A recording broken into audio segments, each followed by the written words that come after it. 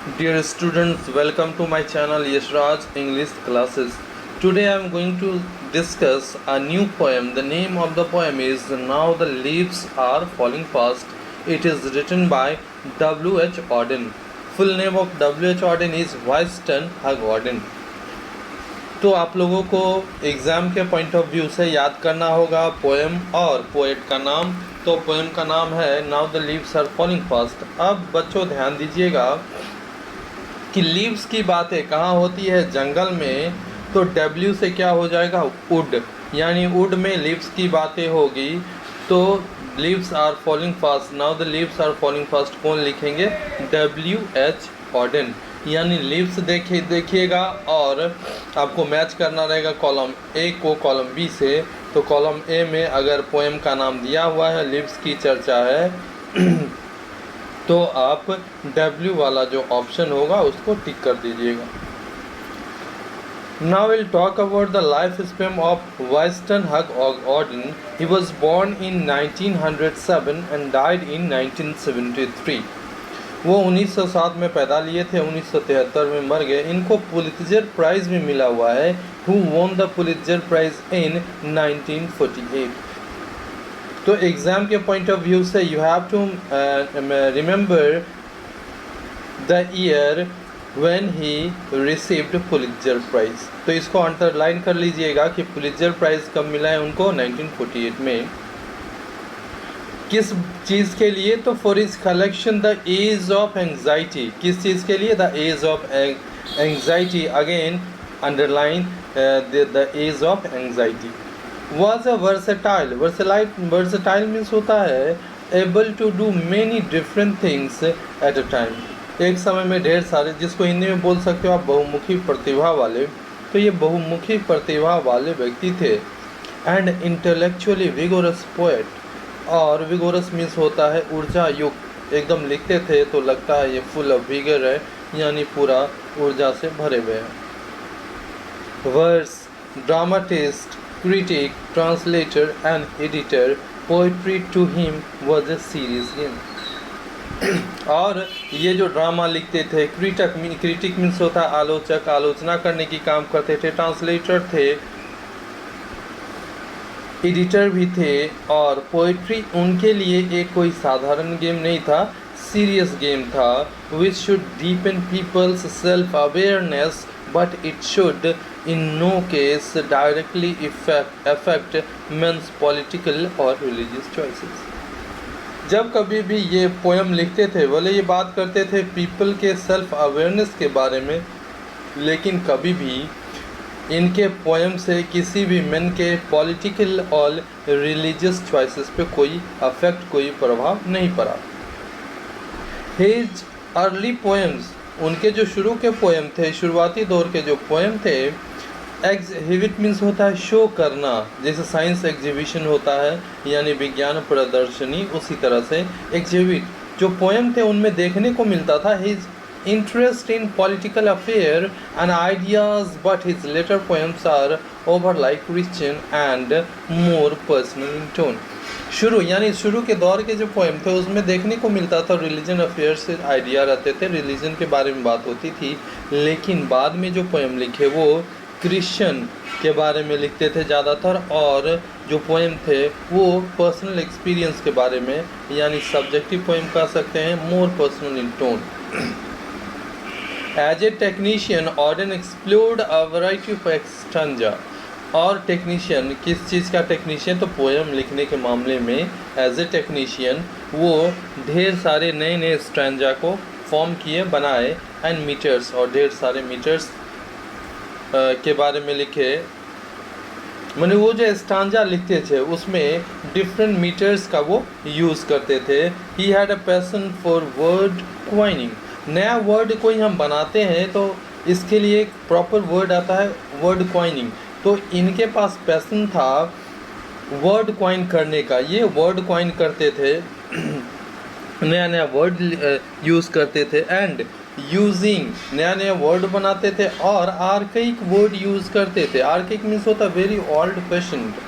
तो पहले जो वर्ड यूज़ किया जाता था, वो चाहते थे कि जो ओल्ड फैशन वर्ड है उसको हम अपने पोएम में यूज़ करें, which makes him at times difficult to understand. और जो वर्ड अभी मॉडर्न इंग्लिश में चल रहा है, अगर वर्ड मॉडर्न इंग्लिश वाला वर्ड नहीं हो और पुराने वर्ड यूज़ किए गए हैं, ओल्ड फैशन यूज़ किए गए हैं।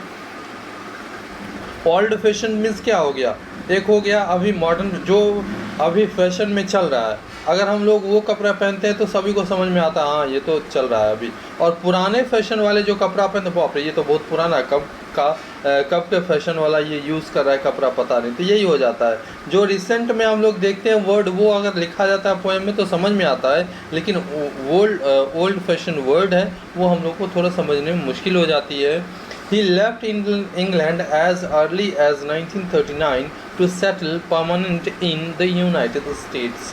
बच्चों ध्यान दीजिएगा, किसी भी कंट्री के नाम के पहले आर्टिकल का यूज़ नहीं होता है, लेकिन कुछ कुछ जो है एक्सेप्शनल केस है जैसे यूनाइटेड स्टेट्स, तो इसके पीछे आर्टिकल द का यूज़ किया गया है। तो इंग्लैंड 1938 में छोड़ दिए और इनको यूनाइटेड स्टेट्स जाना पड़ा। Auden's work is divided into the British and American phase. So here is the most important thing you have to remember that जो W.H. ऑडेन जो है जो बुक लिखे उसको दो फेज़ में डिवाइड किया गया। दो फेज़ में क्यों? जब इंग्लैंड में थे तब वो बुक लिखे तो उसको रखा गया ब्रिटिश फेज़ में, जब वो अमेरिका गए यानी यूनाइटेड स्टेट्स गए तब उसको उस बुक लिखे उसको रखा गया किस में? अमेरिकन फेजेस में।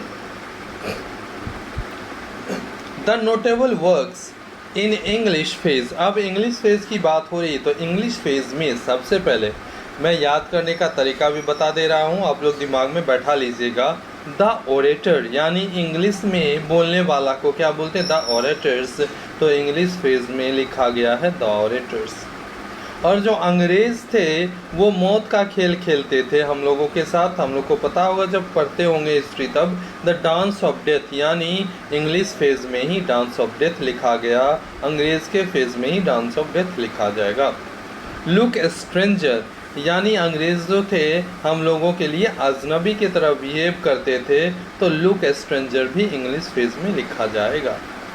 अब जो है स्पेन यानी देश विदेश पहले कौन घूमते थे? तो अंग्रेज़ ही घूमते थे, तो स्पेन भी इंग्लिश फेज़ में लिखा जाएगा। अनदर टाइम, अब दूसरा टाइम शुरू होता है, यानी अब बात होगी अमेरिकन फेज़ की, तो कब बात होगी? जब अनदर टाइम इंग्लिश फेज़ में लास्ट जो लिखेंगे वो अनदर टाइम यानी दूसरा समय शुरू करने वाले हैं, इसीलिए इंग्लिश फेज़ में अनदर टाइम लिख के वो अब अमेरिका शिफ्ट कर रहे हैं। अब अमेरिकन फेज़ में वो लिखेंगे जो भी उनका क्रिएशन होगा। अब अमेरिकन में नई ज़िंदगी की शुरुआत कर रहे हैं तो new year letter American phase में लिखेंगे। फॉर द टाइम बीइंग किस में लिखेंगे? अमेरिकन फेज़ में। अब इनकी जो एज है बहुत बूढ़े हो चुके हैं, तो द एज ऑफ एंग्जाइटी भी अमेरिकन फेज़ में लिखेंगे। और लास्ट है द शील्ड ऑफ अकाइल्स, ये भी अमेरिकन फेज़ में लिखेंगे। तो बच्चों आपको याद हो गया होगा कि इंग्लिश फेज़ में कौन कौन से बुक लिखेंगे? The orators, the dance of death, look stranger, Spain, another time. अब ऑप्शन आप देखोगे आप आराम से मार दोगे। और अमेरिकन फेज़ में कौन कौन से बुक लिखेंगे? The new year letter, for the time being, the age of anxiety, the shield of Achilles. अब जो द प्रेजेंट लिरिक यानी now the leaves are falling fast किस में लिखा गया है? तो ये एक लिरिक है। ऑप्शन है ऑब्जेक्टिव टाइप क्वेश्चन में पूछे जाएंगे तो लिरिक को अंडरलाइन कर लीजिएगा। द प्रेजेंट लिरिक, ये लिरिक मीन्स होता है गाने योग, तो ये जो फॉलिंग फास्ट है ये क्या है? लिरिक है। फॉलिंग फास्ट क्या है? लिरिक है, याद कर लीजिएगा। किस फॉर्म में लिखा गया? तो लिरिक फॉर्म में लिखा गया। Now the leaves are falling fast enacts the frustration inherent in human life। इसमें बात हो रही है जो ह्यूमन लाइफ में फ्रस्ट्रेशन है। क्या फ्रस्ट्रेशन होती है? तो हमारे अंदर ढेर सारी इच्छाएं होती है जो कभी फुलफिल होती है और कुछ बच जाती है, कुछ फुलफिल नहीं हो पाती है। दो तीन चीज़ ऐसी है जो कभी फुलफिल नहीं हो पाती। एक हमारी ग्रीड है, दूसरी हमारे अंदर जो भूख है, और तीसरी होती है lust. These things are never satiated। ये कभी भी फुलफ़िल नहीं हो पाती है। तो इंस्पिरेशन है, कुछ इच्छाएं हमारे अंदर जो फुलफ़िल नहीं होती, कुछ फुलफ़िल हो जाती है, तो इसके कारण हम लोग फ्रस्ट्रेट हो जाते हैं। And the sense of loneliness, कभी कभी अपने आप को अकेलापन, अपने आप में अकेलापन महसूस होता है। इसी के अंदर अगर किसी की ज़िंदगी है तो उसके ज़िंदगी में फ्रस्ट्रेशन होगी, कभी कभी अकेलापन महसूस होगा, और उसी के अंदर हर एक इंडिविजुअल को सफ़र करना है, जीना है और मरना है। इसी W.H. Auden now the leaves are falling fast में इसी चीज़ की बात कर रहे हैं। तो आई होप कि आप लोगों को समझ में आएगा। Now I will discuss about the poem.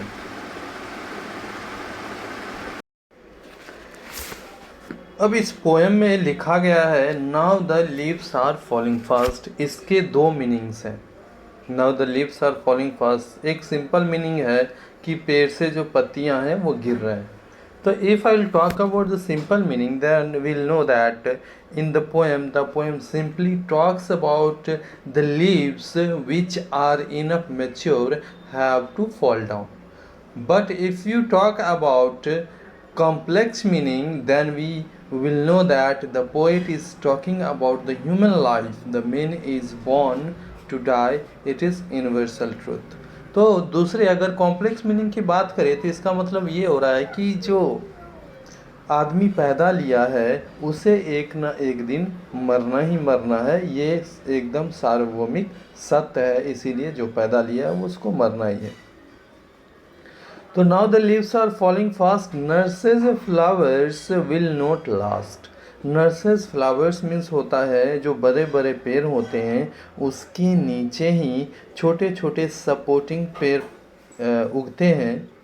तो जब बड़े पेड़ जो है वो बड़ी जो पेड़ की पत्तियां हैं अगर वो नीचे की ओर गिर जाती है तो नर्सेज फ्लावर, उसके नीचे जितने भी छोटे छोटे पेड़ हैं, फूल है, वो भी अब ज़्यादा दिन टिकने वाला नहीं है, वो ज़्यादा दिन नहीं टिकेगा। Nurses to the graves are gone, और जो भी नर्सेज हैं, छोटे छोटे जो पौधे हैं, वो भी ग्रेव्स की ओर यानी कब्र की ओर जाना ही जाना है उन्हें भी। And the Prem's go rolling on. Prem's means होता है छोटा सा जो गाड़ी होता है उस पे बच्चे को हम लोग लेके ढोते हैं, और 4 व्हील्ड बेबी कैरेज जिस पे बच्चे को बैठा के हम लोग कैरी करते हैं उसको प्रेम्स बोलते हैं। एक तरह से ये जो प्रेम्स है ये शो कर रहा है कंटिन्यूटी ऑफ लाइफ, यानी on the earth life always goes on. पृथ्वी पे जो लाइफ है हमेशा जारी रहता है। एक मरता है दूसरा पैदा लेता है, दूसरा मरता है तीसरा पैदा लेता है। ये जो प्रोसेस है वो हमेशा जारी रहता है। तो जो ग्रेप्स, जो पत्तियां, बड़े पेड़ की जो पत्तियां हैं वो तो नीचे की ओर गिर गई। अब इस पे जो के अगल बगल में जितने भी छोटे छोटे पेड़ पौधे हैं वो भी अब टिकने वाले नहीं हैं, वो भी मैच्योर होंगे, उन्हें भी ग्रेव की ओर जाना है। और दूसरे तरफ जो है बच्चे पैदा ले रहे हैं, लाइफ जो है कभी ख़त्म होने वाला नहीं है। विस्परिंग नीबर्स लेफ्ट एंड राइट, एक एक पॉइंट को मैं डिस्कस कर दे रहा हूँ कि कहीं भी अगर बीच से भी अगर एक लाइन लेके अगर पूछ दिया जाए कि ये जो लाइन है किस पोएम से लिया गया है तो आप लोग विदाउट हेजिटेशन टिक कर दीजिएगा, और ऑब्जेक्टिव टाइप क्वेश्चन में रहेगा ही रहेगा। एक लाइन दे दिया जाएगा और देगा कि this lines are taken from which poem. तो ध्यान रखिएगा, एक एक लाइन अच्छे से समझने की कोशिश करिएगा। विस्परिंग नीबर्स, विस्परिंग नीबर्स बोला गया है मैसेंजर ऑफ डेथ, यानी आप लोग अपने भाषा में बोल सकते हैं यमराज। यमराज की बात हो रही तो हमारे चारों तरफ लेफ्ट एंड राइट यानी बाएं दाएं की बात करें तो वो हमेशा अवेलेबल रहता है। Pluck us from the real delight, and the active ants must freeze lonely on the separate knees. और वो हम लोगों को अलग कर देता है। प्लक अस फ्रॉम, जो हमारे अंदर रियल हैप्पीनेस है, जो खुशियाँ है, उसे छीन लेता है। कैसे छीन लेता है? तो मान लीजिए कोई इंसिडेंट ऐसा होता है, कोई भी मरने वाला आदमी नहीं होता है जब तक कि वो ओल्ड ना हो जाए, बूढ़े ना हो जाए। लेकिन सिचुएशन ऐसी आती है, किन्हीं किन्हीं को यंग एज में ही मरना पड़ता है, वो मर जाते हैं। तो ये जो हमारे अंदर खुशी है, अगर बूढ़े व्यक्ति मरते हैं तो उतना दुख नहीं होता है। दुख तो होता ही होता है, क्योंकि कोई फैमिली मेम्बर को खोता है तो दुख होगा ही, लेकिन अंदर में एक सेटिस्फेक्शन होती है कि अच्छा एज ज़्यादा हो गया तो चले गए। लेकिन जो जवान रहते हैं वो चले जाते हैं तो उनके अंदर जो रियल खुशी है, रियल डिलाइट है, वो छीन लेती है कौन? तो एजेंट ऑफ डेथ और मैसेंजर ऑफ डेथ, जो यमराज की बात हम लोग कर रहे हैं। जो एक्टिव हैंड है, मरने से पहले जो हैंड था वो सक्रिय था, एक्टिव था, अब वो फ्रीज हो गई। यानी जिस तरह से हम लोग, उसमें कोई एक्टिविटी नहीं है, कोई जान नहीं है, लोनली ऑन द सेपरेट नीज। अब वो ऐसा लगता है कि अपने जो घुटनों पे एकदम अकेला झुक सा गया है। फ्रीज का मतलब होता है, जैसे हम लोग बैंकिंग टर्म्स में भी पढ़ते हैं, अकाउंट फ्रीज हो गया, यानी जितने पैसे हैं उसमें रहते हैं, लेकिन ना हम लोग डिपॉजिट कर सकते हैं ना उससे पैसा निकाल सकते हैं, यानी फ्रीज हो गया। यानी जिस स्थिति में हम लोग अपने हाथ को रखे हैं, उसी स्थिति में अगर मरते हैं तो उसी तरह से वो जकड़ जाता है, न सीधा हो पाता है ना फिर उससे ज़्यादा टेढ़ा हो पाता है। तो यहाँ फ्रीज का मतलब ये हुआ। Dead in hundreds at the back. और हम बात करें जो मरते हैं उसके पीछे सैकड़ों संख्या में लोग जो है follow wooden in our track. वो जंगल की ओर जाते हैं। वुडन मीन्स कॉफिन होता है जो लकड़ी का बना होता है, ताबूत जिसको बोलते हैं, जिसके अंदर लाशें बंद होती है। तो उसके पीछे पीछे सैकड़ों आदमी चले जाते हैं क्यों? दफन करने के लिए लाश को, जब कोई आदमी मरता है। Arms raised stiffly to reprove in false attitude of love. और हम लोग एक प्रैक्टिकल लाइफ में जब कोई मरता है, मान लीजिए किसी के ससुर मरते हैं, किसी के हस्बैंड मरते हैं, तो जब इन लॉ मरते हैं तो वो प्रिटेंड करती है, बहाना करती है कि हाँ मरने के बाद रोती है, रोती है। और जब जिंदा रहते हैं तो कोई पूछने वाला नहीं है कि खाना खाए या कोई दिक्कत है, कोई पूछने वाला नहीं रहता है। और जब मर जाते हैं तो false attitude of love show करते हैं कि इनसे बहुत ज़्यादा मेरा लगाव था, क्योंकि ये फैमिली मेम्बर थे, ये गार्जियन थे। और वो शो करते हैं, रोते हैं, ढोते हैं, ठीक है, रोने लगते। स्टीफली मीन्स होता है हार्ड एंड डिफ़िकल्ट वे, और रिप्रूव मीन्स रिब्यूक। और इस तरह से वो शो करते हैं कि हम बहुत प्यार करते थे इनसे, लेकिन ये क्या है? दिखावा है, ये एक छलावा है। Starving through the leafless wood, trolls run scolding for their food. अब पिछले प्रीवियस ईयर क्वेश्चन में पूछा गया था, ट्रॉल्स दे दिया था, और ट्रॉल्स की जो चर्चा है किस पोएम में की गई है।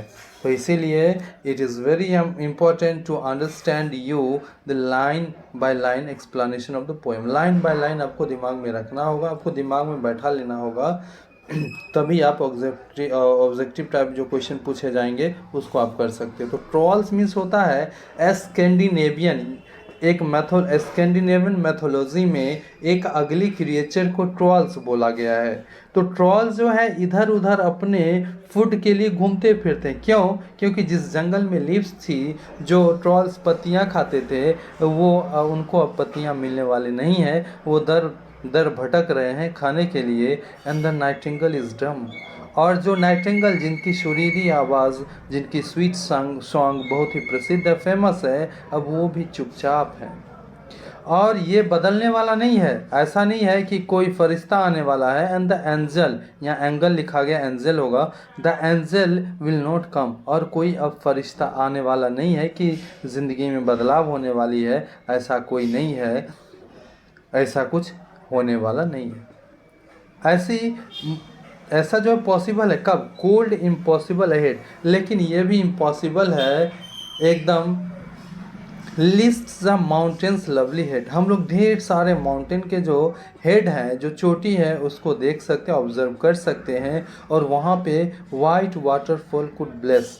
और वहाँ पे पूरा बर्फ़ छाई हुई है, और बर्फ़ जो है पानी नीचे की ओर धीरे धीरे गिर रही है। ट्रेवलर्स, हम लोग तभी वहाँ से अगर हम लोग को आशीर्वाद मिल जाए, अगर उस माउंटेन के ऊंची चोटी से के जो पानी है वहाँ से आशीर्वाद मिल जाए, या फिर हम लोग बोल सकते हैं कि वहाँ की पानी अगर हम लोग पी लें तो हम लोग फिर से ज़िंदा हो सकते हैं। लेकिन ये मुश्किल है, इम्पॉसिबल है। Travellers in their last distress, क्योंकि अब जो ट्रैवलर्स हैं वो मरने वाले हैं, वो मरणशैया पे हैं, वो अब उठना उनका मुश्किल है कि वो उतने बड़े माउंटेन पे कैसे चढ़ पाएंगे, बहुत मुश्किल है। इसीलिए जो पैदा लिया है इसका कंक्लूज़न यही निकल के आता है कि ये सार्वभौमिक सत्य है, जो पैदा लिया है उसे मरना ही मरना है, लेकिन उनके कर्तव्यों को याद किया जाता है। जैसे महात्मा गांधी है, वो तो मर गए लेकिन उनके जो डीड्स हैं अभी भी इमॉर्टल है, अमर है। कुछ क्वेश्चंस यहाँ दिए गए हैं ट्रू फॉल्स के लिए। तो first question is the leaves are falling very fast. It is true. The nurses are still here to take care of flowers. It is false. All the prints are gone to the graves. It is false. Whispering neighbors disturb the real delight of the aging person. It is also true. Old persons feel lonely as they gradually become inactive. It is also true. So thank you very much for watching my channel. Please don't forget to subscribe कर ही लो, क्योंकि फिर जो next video है वो और important होने वाला है। और जब तक आप कोऑपरेट नहीं करोगे तब तक हमें भी पढ़ाने में मन नहीं लगेगा। इसीलिए आप कम से कम सब्सक्राइब कर लो। सब्सक्राइब करने में कुछ नहीं जाता है। Thank you very much for watching.